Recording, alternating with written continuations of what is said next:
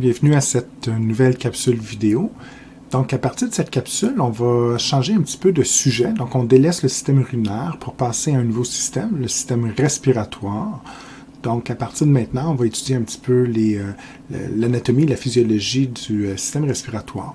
Donc, dans cette capsule-ci, on va plutôt s'attarder à des notions de base relativement faciles, quelques caractéristiques anatomiques également. Et plus qu'on va avancer, au fil et au gré des capsules que je vais vous présenter, on va pouvoir étudier plus en détail les différents mécanismes respiratoires qui joueront un rôle clé donc, dans les échanges gazeux ou le contrôle du pH sanguin. Première des choses, ici, c'est vraiment des généralités, donc des petits détails que vous connaissez déjà probablement. Le système respiratoire a plusieurs fonctions, évidemment, certaines auxquelles on ne pense jamais. Vous allez voir dans quelques diapos, je vais vous présenter l'ensemble des fonctions, mais je suis pas mal certain que tout le monde ici, vous êtes très conscient que la première fonction du système respiratoire, c'est de permettre la respiration. Donc la respiration, c'est quoi? C'est des échanges gazeux, essentiellement entre l'oxygène atmosphérique, qui au cours de l'inspiration, on va aller chercher, évidemment, pour combler nos besoins métaboliques. Et on doit se débarrasser également, pendant l'expiration, du dioxyde de carbone, le CO2, qui est effectivement un gaz toxique qu'on ne peut pas accumuler. On verra plus tard pourquoi. Donc, en gros, c'est juste ça, le système respiratoire. Ceci étant dit, on oublie tout le temps que ce système-là va travailler en étroite collaboration avec d'autres systèmes, notamment le système urinaire que vous avez beaucoup étudié dans les dernières capsules. Donc, les deux vont contribuer à contrôler le pH sanguin par des mécanismes complètement différents, mais on verra ça éventuellement. Donc, vous savez maintenant que les reins vont travailler au niveau de la réabsorption ou de la sécrétion des ions hydrogène ou encore bicarbonate, HCO3-, pour contrôler le pH. On verra que le système respiratoire, lui, va ajuster plutôt la concentration sanguine de dioxyde de carbone pour contrôler également le pH sanguin. Donc ça, c'est des détails qu'on verra un peu plus tard. Cardiovasculaire va contribuer également au maintien de ce pH-là, musculaire, nerveux, bien évidemment. Donc, vous commencez à avoir un peu une vision intégrée de tous ces systèmes-là qui vont travailler de concert pour maintenir les différentes fonctions du corps humain. Maintenant, en termes de fonction, la respiration, là, je viens d'en parler, donc c'est des choses que vous savez déjà, donc ça va. Ce qu'on oublie tout le temps, c'est que le système respiratoire a aussi une fonction dans la production des sons. Donc, si vous êtes capable de parler, de produire des sons, de chanter, bien évidemment, c'est en grande partie grâce aux différentes structures du système respiratoire, qu'on verra un peu plus en détail, mais entre autres, les cordes vocales, qu'on appelle aussi des plis vocaux, qui sont présentes dans le larynx. Le larynx, en passant, c'est à peu près l'équivalent de votre pomme d'Adam, donc la petite bosse au niveau de la gorge. À l'intérieur de ce larynx, il y a une membrane, en fait, qu'on appelle les cordes vocales ou plis vocaux, qui va vibrer, un petit peu comme une peau de tambour, pour permettre la production du son. On verra qu'il y a d'autres structures alternatives aussi qui vont contribuer à produire des sons, les dents, la langue, les sinus qu'on verra également. Donc, production de son, c'est une fonction importante du système respiratoire.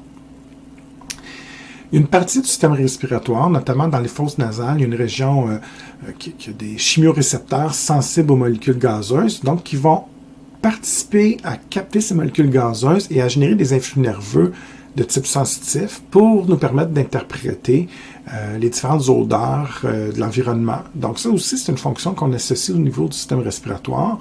Évidemment, j'ai besoin de structures du système respiratoire pour permettre ça, qui va travailler en collaboration, évidemment, avec le système nerveux, au niveau des nerfs, de l'encéphale, évidemment, pour détecter aussi et analyser ces odeurs-là.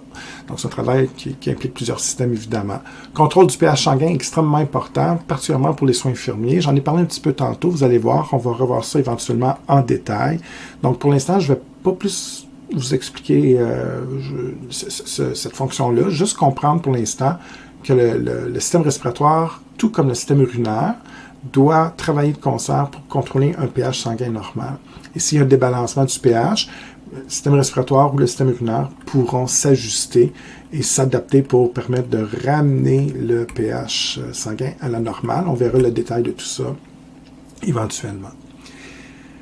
Question très simple, mais parfois qu'on a de la difficulté à comprendre, parce qu'on oublie un peu les notions de base, des cours de base que vous avez déjà fait. Donc, vous savez tous qu'on a besoin d'oxygène pour vivre, mais quand on vous demande pourquoi c'est important, des fois, vous oubliez pourquoi. Il y a une seule et unique raison. En fait, l'oxygène peut jouer un rôle dans différentes réactions chimiques secondaires jusqu'à un certain point. Mais la vraie fonction de l'oxygène, celle qui est la plus importante, c'est qu'on a besoin d'oxygène pour permettre les réactions chimiques, certaines réactions chimiques en tout cas, qui vont se passer dans la mitochondrie, pour produire de l'ATP.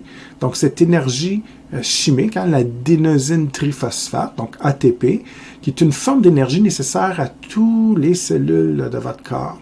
Et donc, cet ATP-là, il y a plusieurs façons de la produire. Il y a certaines réactions chimiques dans le cytoplasme qui n'ont pas besoin d'oxygène qui me permettent de produire un petit peu d'ATP, mais c'est insuffisant. La production est trop faible pour permettre le fonctionnement de l'ensemble des cellules de votre corps.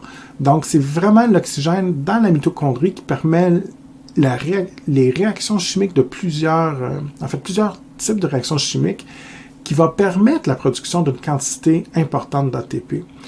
Et c'est nécessaire parce que le jour où vous n'avez plus d'oxygène, les réactions chimiques de la mitochondrie vont avoir de la difficulté à se produire, ou certaines ne pourront même plus se produire, et la production d'ATP au niveau de la mitochondrie diminue, et ce qui sera produit dans le cytoplasme est insuffisant pour vous maintenir en vie. En fait, vous allez pouvoir vous maintenir en vie pendant quelques minutes, mais ensuite vous allez mourir. Quand on dit qu'on meurt par asphyxie, parce qu'il manque d'oxygène, en fait, le vrai impact, c'est qu'on ne produit plus assez d'ATP, les cellules commencent à mourir. Donc, c'est vraiment la raison principale pourquoi le système respiratoire, chez l'être humain, a besoin d'aller chercher de l'oxygène. Ici, c'est simplement, en fait, c'est de l'anatomie. Vous avez l'ensemble des structures anatomiques du système respiratoire. Ce que je veux que vous soyez, en fait, capable de faire, c'est de classer ces structures anatomiques selon deux types d'organisation. On parle d'organisation structurale, dans un premier temps, et organisation fonctionnelle dans un second temps. Fonctionnel, c'est simplement en rapport avec la fonction. Donc, on va classer ces structures-là selon leur rôle, alors que structural, c'est plutôt en fonction de leur positionnement. Évidemment, le système respiratoire, on peut le visualiser de façon verticale. Donc, je pars de la tête et je descends vers les poumons. Dans ce cas-ci, on va parler d'une organisation structurale. Donc, il y a les voies respiratoires supérieures. Donc, si vous avez un patient, pour X raisons, on dit que les voies respiratoires supérieures sont obstruées, il faut comprendre que c'est les structures qui se situent dans cette région-là.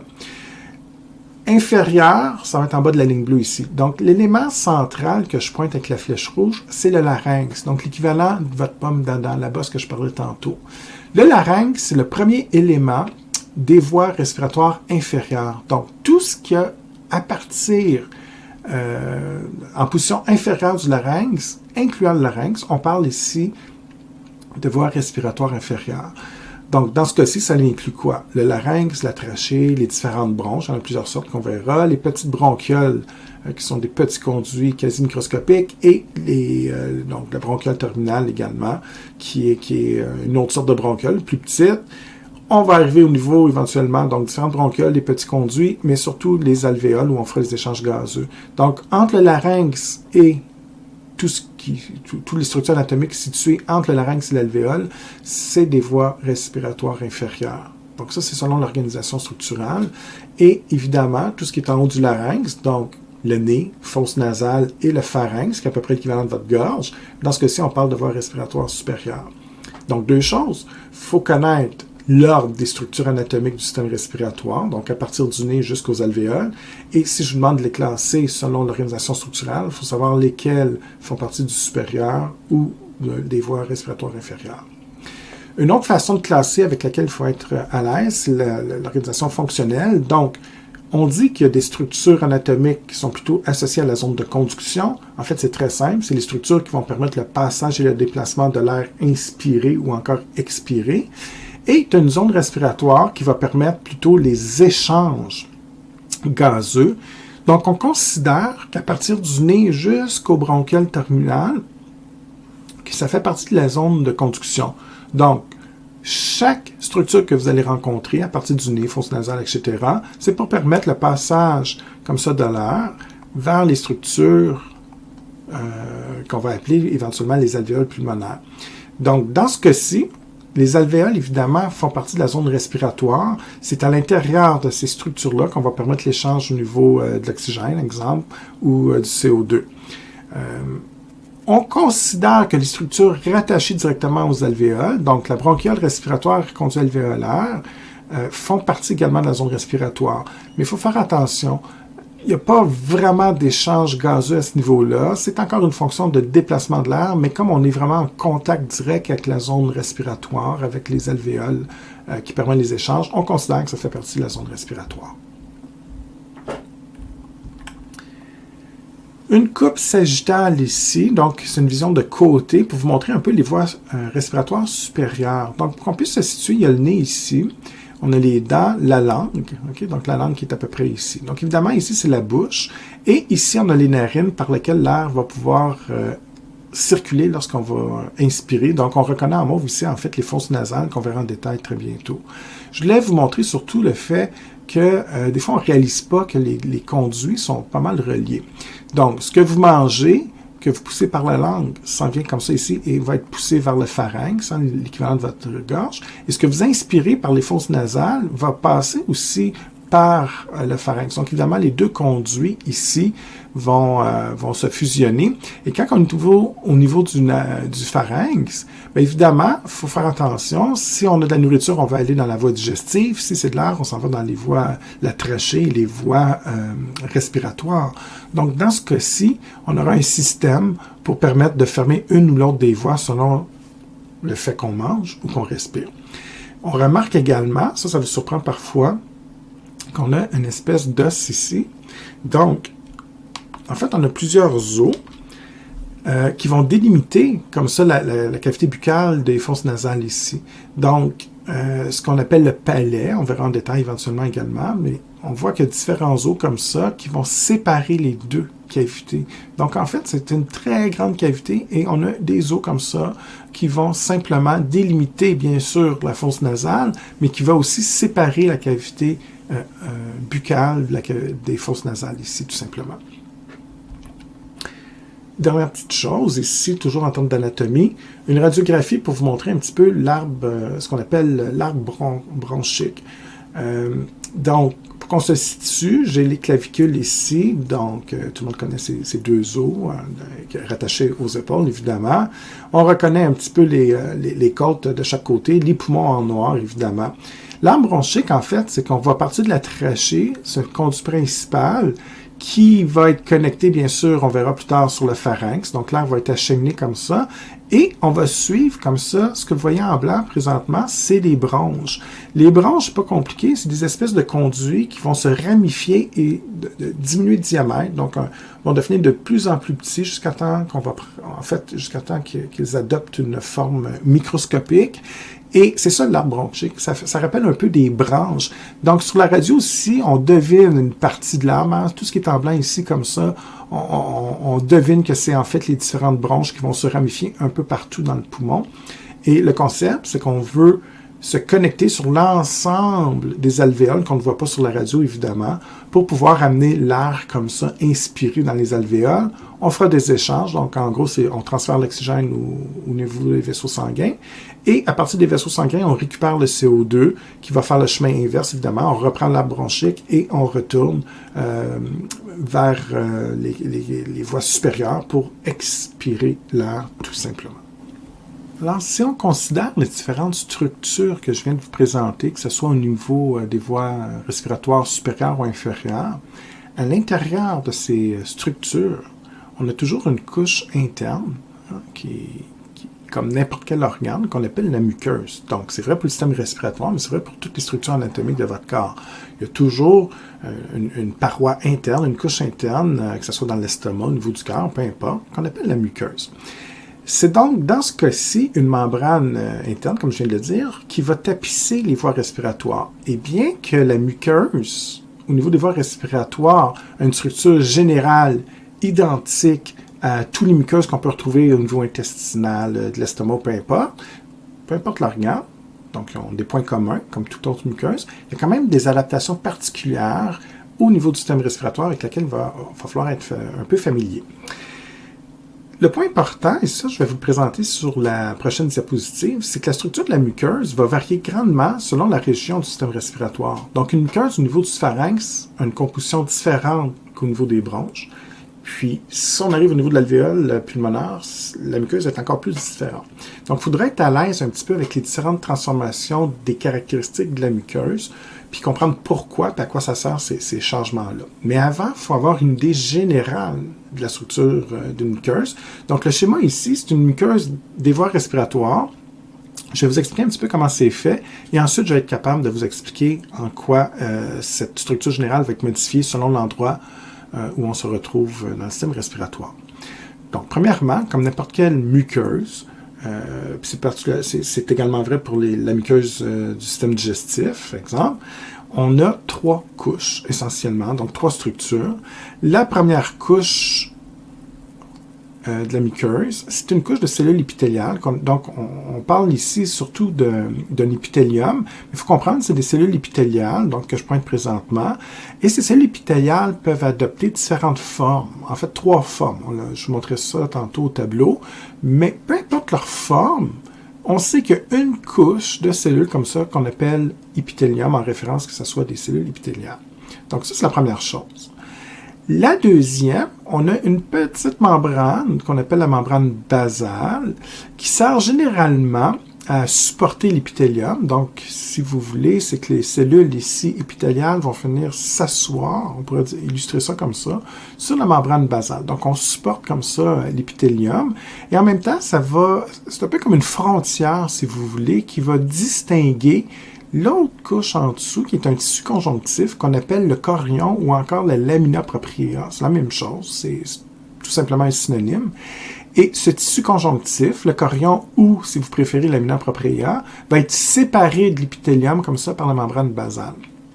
Donc, c'est une structure générale pour la muqueuse, donc la couche interne, la membrane interne de tous les organes. C'est fait à peu près de la même manière. Au niveau du système respiratoire, on va observer certaines modifications. Par exemple, la couche blanchâtre qui est ici, on appelle ça du mucus. Donc, c'est une substance, une sécrétion très visqueuse. C'est beaucoup, en fait, essentiellement composé d'eau. Il y a une protéine qu'on appelle la mucine, donc qui va épaissir un peu cette eau-là, si vous voulez. C'est ce qui donne l'aspect visqueux au mucus. Il y a des personnes qui vont produire beaucoup de mucine, et là, la viscosité du mucus devient très, très épaisse. Ça peut gêner ou même parfois provoquer des détresses respiratoires. Donc ça peut arriver dans certains cas. Mais généralement, la mucine est produite en quantité relativement raisonnable pour pouvoir augmenter la viscosité. Et ce mucus-là, comme il est visqueux, ça va nous permettre de coincer les poussières ou piéger certains micro-organismes qui pourraient s'engager dans les voies respiratoires. Et en toussant et en recrachant le mucus à l'extérieur, bien évidemment, on élimine ces éléments potentiellement toxiques. Dans le mucus, on a également une enzyme, un peu comme dans la salive, qu'on appelle une lysozyme. Donc, une enzyme qui va tuer certaines bactéries, certains anticorps pour nous protéger aussi. Donc, il y a vraiment un effet bactéricide au niveau du mucus qui nous protège jusqu'à un certain point des microbes qui pourraient être présents dans l'air, parce qu'évidemment, l'air n'est pas stérile, donc il faut se protéger. Il y a également des cils qu'on remarque ici, donc des espèces de petites structures tubulaires qui vont pouvoir s'agiter, entre autres, pour déplacer le mucus vers les voies respiratoires supérieures, favoriser comme ça au cours d'une toux, par exemple, l'expulsion du mucus et des éléments qui pourraient être emprisonnés dans ce mucus-là. C'est pas à retenir, mais on appelle ça l'escalier mucociliaire. Donc, il y a une espèce de coopération entre le mucus et les cils qui peuvent se déplacer jusqu'à... En fait, ils ne se déplacent pas, mais ils vont bouger, hein, ils ne sont pas immobiles, et ça va permettre comme ça l'expulsion du mucus et des bactéries et autres corps étrangers. L'autre point que je voulais attirer votre attention, c'est que dans la couche interne, le chorion, la lamina propria, un élément très important, c'est que c'est là qu'on retrouve les vaisseaux sanguins d'une muqueuse. Mais faites attention, il n'y a aucun vaisseau sanguin dans la couche ici, au niveau de l'épithélium. Donc, la question que ça soulève, comment les cellules épithéliales peuvent survivre? Ben, en fait, c'est très simple. Exemple ici, on a une artériole qui amène l'oxygène et les nutriments. Tout simplement, par diffusion, transport passif, on va permettre le passage des nutriments, oxygène, glucose, peu importe, du chorion vers l'épithélium, ici les cellules épithéliales. Donc, c'est vraiment comme ça qu'on va pouvoir nourrir les cellules de l'épithélium. Et il faut faire attention parce que des fois, vous me dites qu'il y a des vaisseaux sanguins dans l'épithélium, mais non, c'est ce n'est pas vascularisé, pardon. Donc, voilà. Et c'est un peu la même chose au niveau de la peau, par exemple. Un jour, vous allez étudier la peau, le système tegumentaire. C'est la même chose. Donc, il y a le derme, l'épiderme. Ben, le derme, en fait, c'est le tissu conjonctif ici avec les vaisseaux sanguins. Et l'épiderme, ben, il n'y a pas de vaisseaux sanguins ici, donc les cellules ne sont pas alimentées. C'est vraiment par diffusion. Donc, c'est la même chose, en fait. Juste avant de vous présenter les différences de la muqueuse respiratoire, dépendamment du positionnement, si on est dans les voies supérieures ou inférieures, ça va changer un petit peu. Il y a un autre concept que je dois vous expliquer. Donc, les cellules épithéliales ici peuvent s'organiser de différentes manières. Et selon la forme et la quantité de cellules qu'on va retrouver, ça va changer le nom de la muqueuse. Et pour ça, je vais vous illustrer un ou deux petits concepts qui vont vous aider à comprendre. Donc là, on fait attention, je suis vraiment dans les cellules épithéliales, donc dans l'épithélium. Ce que je dis ici n'est pas en lien avec le chorion de la lamina propria. C'est vraiment seulement la première couche de la membrane muqueuse. Donc, l'épithélium peut porter différents noms. On peut dire que c'est un épithélium simple. Ça, c'est beaucoup comme l'image que je viens de vous présenter. Ça veut dire qu'il y a une seule couche de cellules dans l'épithélium. Donc, voilà. Ça, on va parler ici d'épithélium simple. Ce que je dis est vrai pour une muqueuse respiratoire, mais c'est la même chose pour une muqueuse digestive ou peu importe l'organe que vous allez étudier au cours de votre DEC. On peut dire aussi que l'épithélium va être stratifié. Stratifié rappelle le terme strate, donc plusieurs strates. Ça veut dire quoi? Ça veut dire tout simplement qu'il y a plusieurs couches de cellules. Donc, dans ce cas-ci, simplement, si je fais un petit dessin pour nous aider, donc stratifié, c'est qu'au lieu d'avoir une couche, on va faire plusieurs couches de cellules au niveau de l'épithélium, tout simplement. Donc ici, on va parler d'un épithélium, d'une muqueuse stratifiée. L'autre qualificatif que vous allez retrouver dans le nom des muqueuses, c'est la forme de la cellule. Donc, il y a trois formes essentiellement, trois formes. On dit que des fois que la muqueuse va être prismatique. Donc, les cellules prismatiques, c'est des cellules qui ont un peu une forme rectangulaire ou allongée. Un peu comme ça. Donc, c'est des cellules allongées ou rectangulaires et généralement, elles ont une fonction de sécrétion, dans le sens où, là, il faut faire attention, c'est pas comme la sécrétion au niveau des reins, qui est un processus rénal très particulier. Sécrétion, ici, c'est dans le sens où on va produire une substance, une molécule, et on va la relâcher. Exemple, une glande, la glande thyroïde fait des hormones thyroïdes. On va dire que la glande thyroïde sécrète des hormones. Donc, que ce soit pour sécréter des hormones, des molécules chimiques, du mucus, peu importe, de l'eau, des acides au niveau digestif, peu importe l'organe, c'est généralement des cellules qui sont spécialisées dans la sécrétion. C'est des cellules aussi qui ont une forte hauteur d'un point de vue cellulaire, parce qu'elles sont plus longues que larges. Okay? Donc, c'est pour ça que je parlais de forme rectangulaire. On peut aussi, parfois, au niveau de l'épithélium, remarquer des cellules cuboïdes. Ils ont un peu une forme cubique, relativement carrée, à peu près aussi large que longue, et donc, ils ont un peu cette forme-là. Dans ce cas-ci, c'est un rôle plus de soutien, de protection, généralement. Ça peut varier d'un organe à l'autre, mais de façon générale, on peut dire ça sans trop de problème. La dernière forme que l'épithélium peut adopter, c'est des cellules qu'on dit pavimenteuses. Donc, pavimenteuses,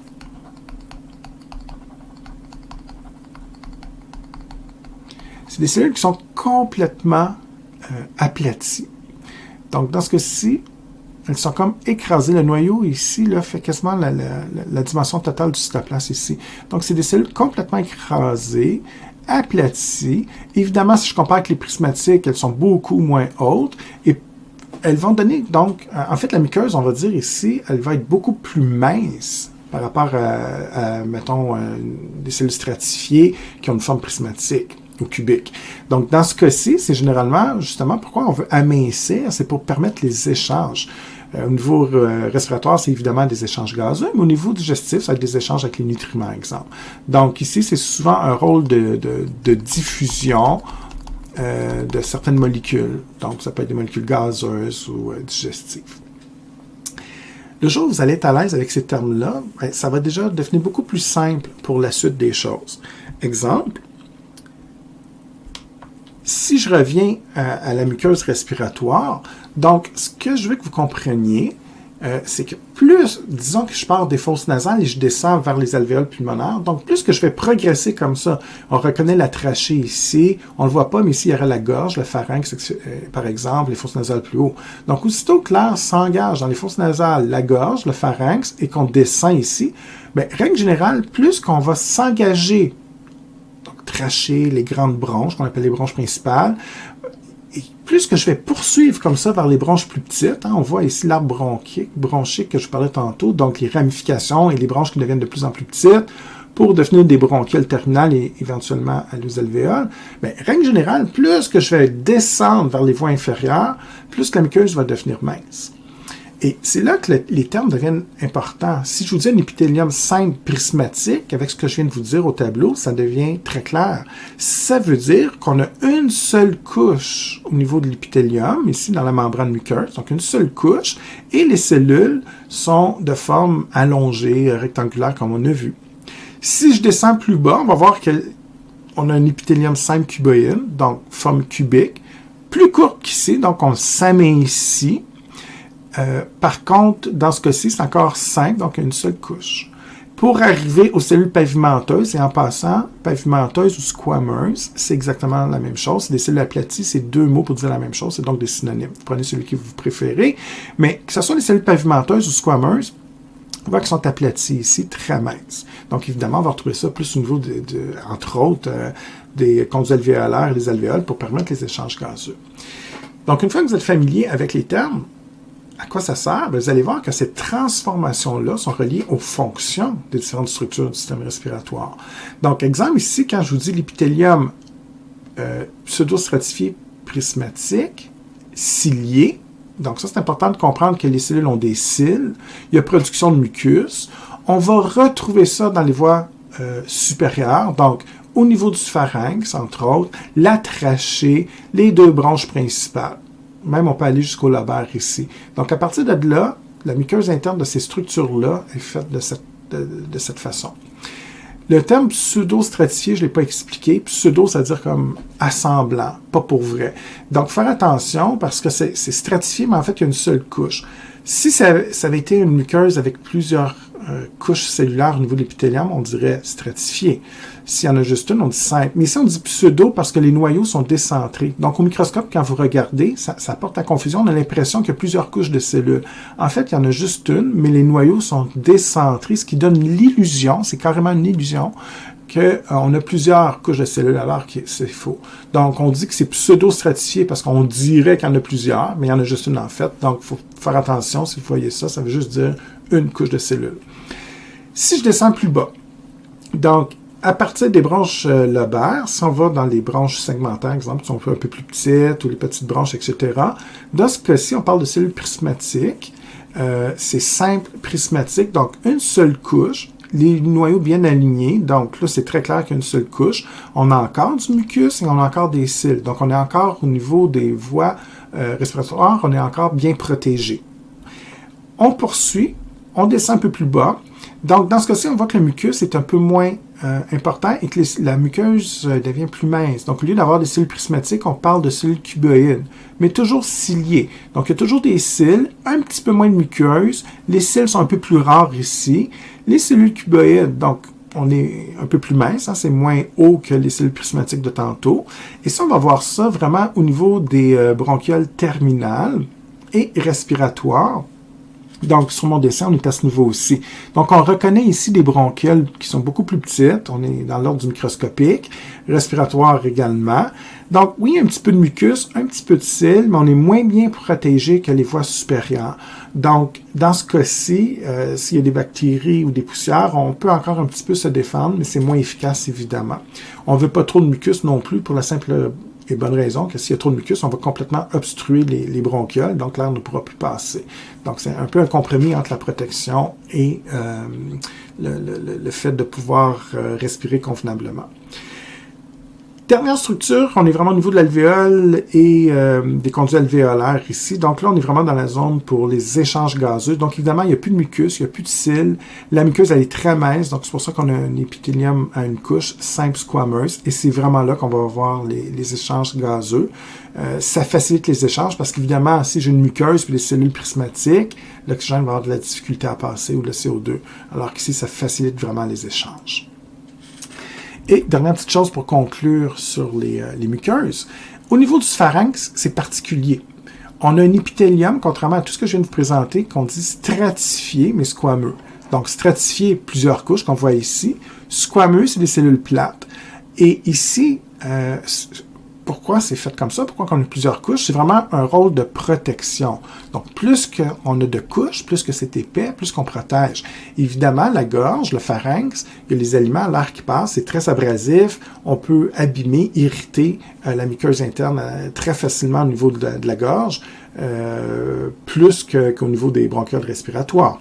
Donc, évidemment, dans ce cas-ci, on met plus de couches simplement pour se protéger. Il n'y a pas de mucus, il n'y a pas de cils, donc il faut faire attention. Et évidemment, il n'y a pas d'échange gazeux. C'est vraiment une fonction de protection ici. Donc c'est pour ça qu'on a plusieurs couches. Et dernière petite chose, je fais un retour arrière. Simplement vous mentionner un élément qui, en rapport avec les muqueuses, pas en rapport avec les muqueuses, mais en rapport avec les structures. Donc je change un petit peu de sujet.